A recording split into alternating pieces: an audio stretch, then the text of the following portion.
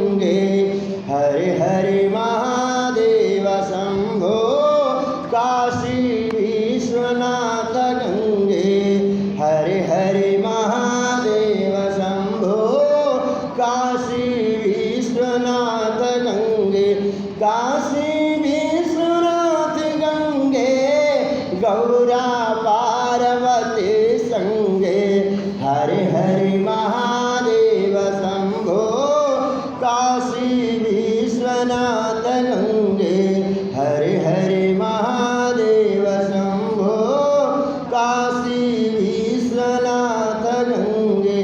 बोले शंकर भगवान की जय। ब्रह्मा जी बोले कि हे नारद, इससे पहले भगवान शिव निर्गुण, निर्विकार और दिव्य थे, परंतु देवी उमा से जब विवाह हो गया तो सगुण और शक्तिमान हो गए। उनके बाएं अंग से इस प्रकार से ब्रह्मा जी उत्पन्न हुए और दाहिने अंग से मेरे विष्णु भगवान उत्पन्न हुए हैं। तभी से भगवान सदाशिव 3 रूप में हो गए। क्या कहते हैं? त्रिगुण भगवान, त्रिगुण स्वामी हमारे। अंतिम लाइन आरती की जो गाई जाती है, त्रिगुण यानी तीनों भगवान हैं वही। तो इस प्रकार से तभी से मेरे भगवान 3 रूप हो गए। सृष्टिकर्ता यानी भगवान शंकर जी सृष्टिकर्ता भी हैं, पालनकर्ता भी हैं और संहारकर्ता भी हैं। इस प्रकार से मैंने सभी जातियों का निर्माण किया। देखिए बड़ी सुंदर बात बता रहे हैं ब्रह्मा जी नारद जी से कि मैंने सभी जातियों का निर्माण किया। मैंने ही अत्रि, पुलस्त, अंगिरा, वशिष्ठ, नारद, भृगु इन सबको मैंने ही उत्पन्न किया था। और इस प्रकार से आप मेरे मानस पुत्र हो। इस प्रकार से मैंने मन में माया का मोह उत्पन्न होने लगा मेरे मन में, तब मेरे हृदय में अत्यंत मनोहारी सुंदर नारी प्रकट हुई है। बोलिए शंकर भगवान की जय। भगवान ब्रह्मदेव जी ने कहा कि देखो मेरे ही मन में जो है इस प्रकार से मोह जब उत्पन्न हुआ, तब मेरे हृदय से बड़ी रूपवान सुंदर नारी का प्राकट्य हुआ। और उस नारी का जब उदय हो गया, प्राकट्य हो गया है, तो इसके शरीर का जो मध्य भाग था, नारी के शरीर का मध्य भाग पतला था, उसका मध्य भाग पतला था और वो काले बालों से युक्त थी। उसके दांत सफ़ेद मोतियों के समान थे। उसके श्वास लेने पर सुगंध निकल रही थी। उसकी चाल मदमस्त थी और उसकी आंखें कमल के समान थी। उसके अंगों में लगे हुए केसर सुगंधित हो रहे थे। और तभी उस रूपवान पुरुष ने विनय पूर्वक अपने सिर को झुका करके, कहते हैं उसी समय एक पुरुष भी प्रकट हुआ जो मुझे प्रणाम किया। और इस प्रकार से कहते हैं तब उस रूपवान पुरुष ने विनय पूर्वक सिर झुका करके जब मुझको नमस्कार किया, मेरी स्तुति किया, तब वो पुरुष बोला कि ब्रह्मदेव आपने मेरी भी उत्पत्ति कराई है। और इस प्रकार से अब बताओ कि आपने मेरी उत्पत्ति किस लिए करवाई है और मेरा नाम क्या रहेगा। तो कहने लगे, ब्रह्मा जी ने कहा, हे भद्र पुरुष, तुम जो है सनातनी सृष्टि को आगे बढ़ाओ, उत्पन्न करो और तुम अपने इसी स्वरूप के फूल के 5 बाणों से, देखो बहुत सुंदर बात बताई है, उस पुरुष को ब्रह्मा जी ने कहा कि तुम इस सृष्टि को आगे बढ़ाओ, सनातन सृष्टि को तुम अपने 5 बाणों से जो है स्त्री और पुरुष में मोह पैदा करो। उसका नाम कामदेव रखा। भगवान ब्रह्मा जी कहते हैं कि हे भद्र पुरुष, तुम छिप करके प्राणियों के हृदय में प्रवेश कर जाना और इस प्रकार से सनातन कार्य को आगे बढ़ाने का कार्य करोगे। और आज से तुम पुरुष बाण, पुष्प बाण के नाम से जाने जाओगे और इस प्रकार तुम सृष्टि के प्रवर्तक के रूप में जाने जाओगे। ब्रह्मा जी ने कहा, हे नारद, सभी ऋषि मुनि उस पुरुष के लिए उचित नाम खोजने लगे, इसका नाम क्या रखा जाए।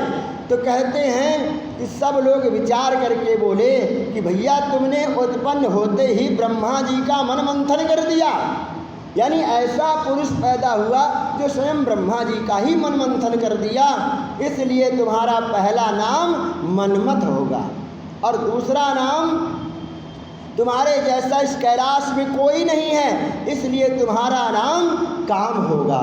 यहीं से कामदेव की उत्पत्ति होती है। और कहने लगे कि अपने नामों के विषय में जानते ही काम ने अपने 5 बाणों का नामकरण कर दिया। 5 बाण, और काम ने अपने 5 बाणों के नाम रखे। एक का नाम हर्षण, दूसरे का रोचन और उसके बाद मोहित। इस प्रकार से जो है कहते हैं कि 5 नाम शोषण और मारण, ये 5 बाण बने। ये बाण ऋषि मुनियों को भी मोहित कर सकते हैं। उस स्थान पर बहुत से देवता ऋषि सारे थे।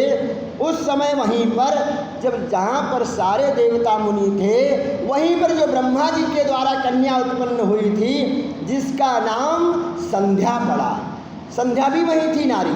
और इस प्रकार से कामदेव ने क्या किया कि अपना बाण चला दिया, और जब कामदेव ने अपना बाण चलाया तो सभी मोहित हो गए, सबके मन में विकार आ गया, तो सभी काम के वशीभूत हो चुके थे।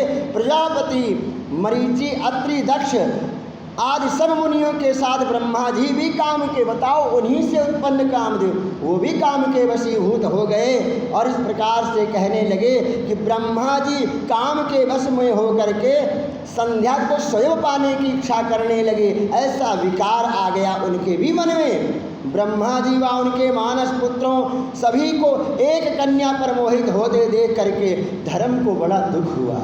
किस प्रकार से कैसे अनीति हो रही है। जब धर्म को बड़ा दुख हुआ तो धर्म ने धर्मरक्षक त्रिलोकीनाथ भगवान का ध्यान किया।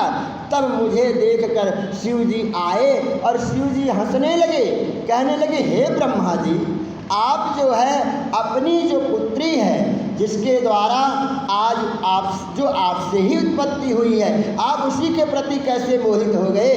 सूर्य का दर्शन करने वाले दक्ष, मरीचि आदि योगियों का निर्मल मन कैसे स्त्री को देख करके मोहित हो सकता है। जो इतने इतने बड़े तपस्वी है वो भी कैसे मोहित हो गए। उनके साथ शास्त्र संगति किस प्रकार की जा सकती है। इस प्रकार के शिव वचन को सुन करके ब्रह्मा जी कहते, भैया मुझे तो बहुत लज्जा आई जब भगवान शंकर जी ने ऐसा कहा। मेरा पूरा शरीर पसीना पसीना हो गया। उसी समय व्यक्ति लज्जा से भी मर जाता है, मारना कई तरीके से होता है, अगर बात से भी मार दो तो मर जाएगा।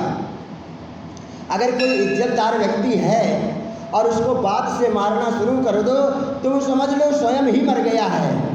तो ब्रह्मा जी स्वयं लज्जित हो गए और उस समय उनके शरीर से पसीने की बूंद निकलने लगी, पसीने से तर हो गए और कहने लगे, मेरा विकार समाप्त हो गया, परंतु मेरे शरीर से जो पसीना नीचे गिरा।